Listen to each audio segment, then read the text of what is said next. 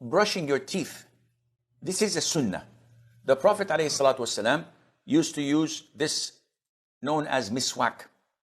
And the companion of the Prophet said ﷺ, I saw the Prophet ﷺ use the miswak countless of numbers during the day while fasting. Which means that brushing your teeth is okay. Now, some scholars put restrictions on using toothpaste because toothpaste has mass to it. So if you swallow some of it, you would break your fast.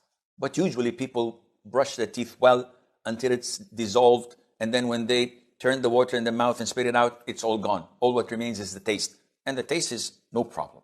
It does not impact your fasting. So can I do it number of times a day? No problem.